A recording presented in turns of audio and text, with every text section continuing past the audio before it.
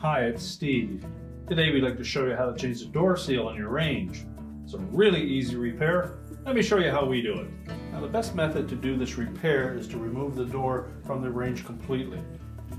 To do so, simply open it up fully, and then we'll remove the two retaining straps, one on either side, that secure the hinge to the oven body. So you can take out the Phillips screw. Number 2 Phillips head, lift up and remove the retaining bracket. Do the same on the opposite side.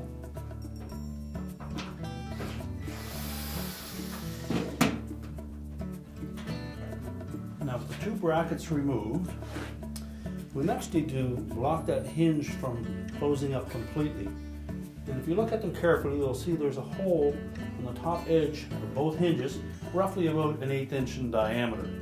So what we'll need is either a couple of finish nails or some small screws that are no bigger than 1/8 of an inch. We'll put them through those holes, and that'll keep the hinge from closing up completely.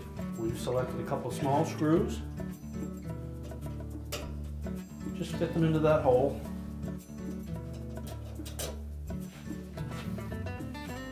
And as we close that door up, the hinge will come up against that screw and prevent the door from closing completely.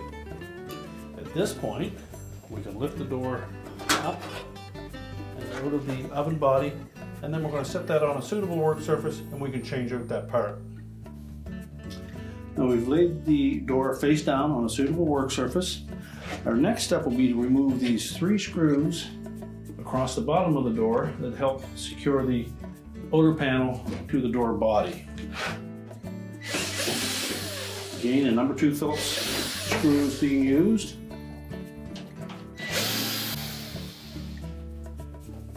And next we'll go to the top of the door and we'll remove these 3 screws. You may take note that the one in the center typically is a shorter screw.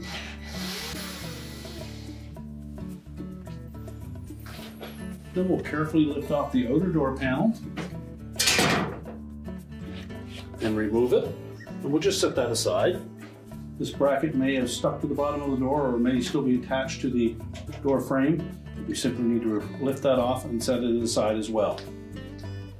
With the outer door panel removed, we've now exposed 4 studs that secure the inner heat shield and the window pack. So we're simply going to take those 4 3/8 nuts off of those studs.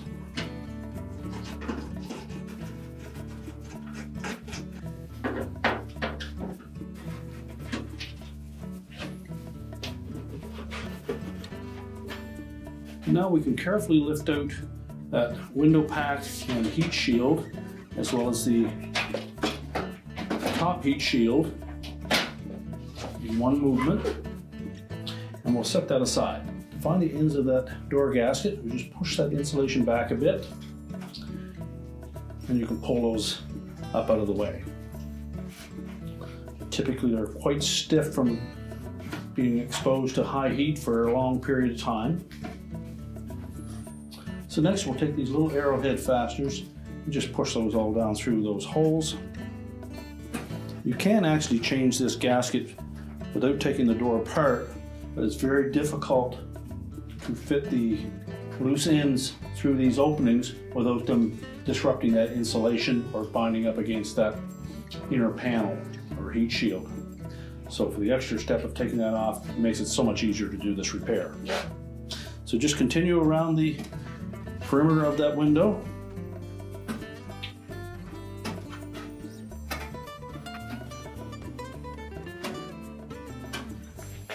Now with all of those clips pushed through, you just lift up on that door, and then you can pull that gasket down through that opening. Again, you may need to manipulate the end of that, as it's probably gotten quite stiff from the heat. And if it won't come through easily, take a knife and just cut it off and separate it that way. So just pull that gasket completely away from the door and discard it. You can now just carefully turn that door panel upside down Keeping in mind there's nothing holding that top of the window in, so support that.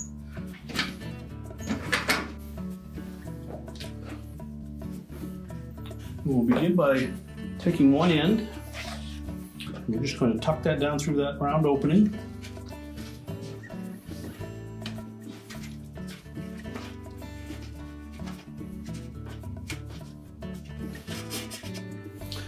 And just pull it far enough through that we can line up that arrowhead fastener and insert that in the proper opening. Rotate the gasket so that it lies flat, and then just continue to go around the door, installing each of those individual arrowhead fasteners. Make sure they're pressed firmly into place so that they lock onto the door.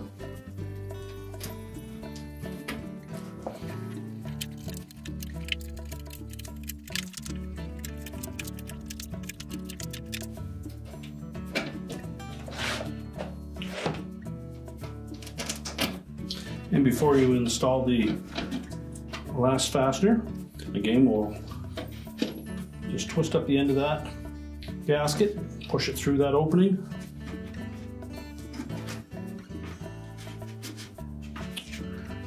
Then line up the fastener, snap it into place, pull the excess down through the hole.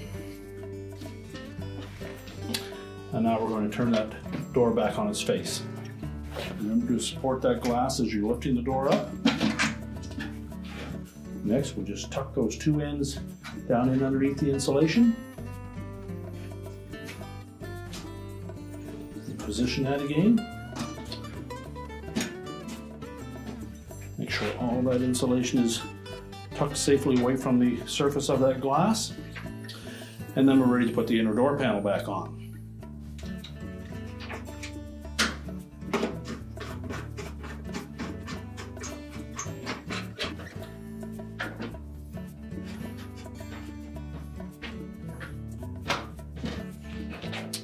And now we can position the inner heat shield and window pack on top of that. So again, before we install that, we may want to clean the underside of that glass. Once we've done that,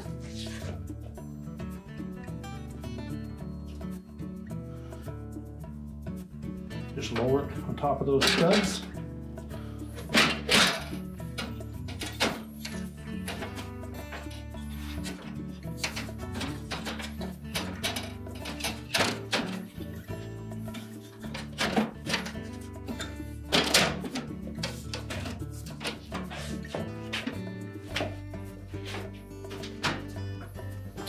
And then secure it with the hex nuts.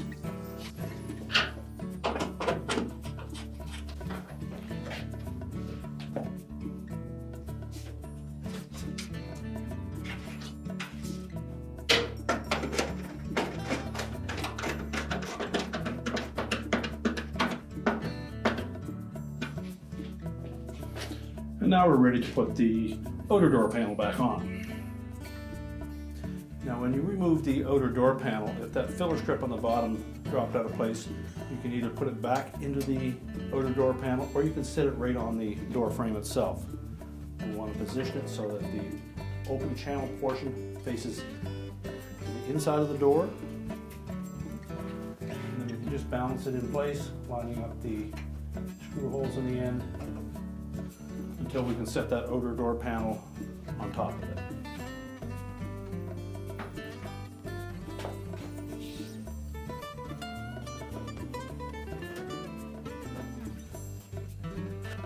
Slide that outer door panel into position. Secure it with retaining screws, making sure that we capture both the filler piece as well as the outer door panel.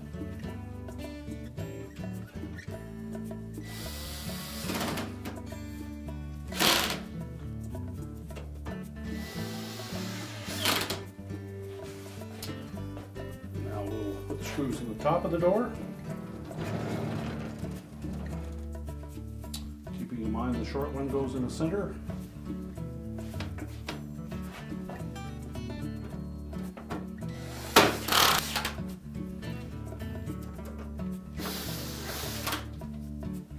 And now we're ready to put the door back on the range.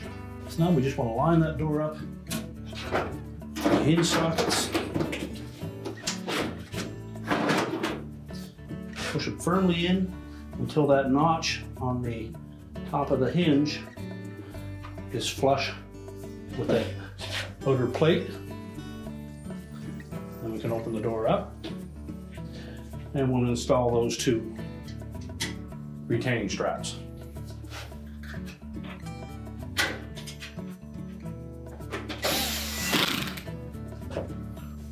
And then we can close the door up. And our repair is complete.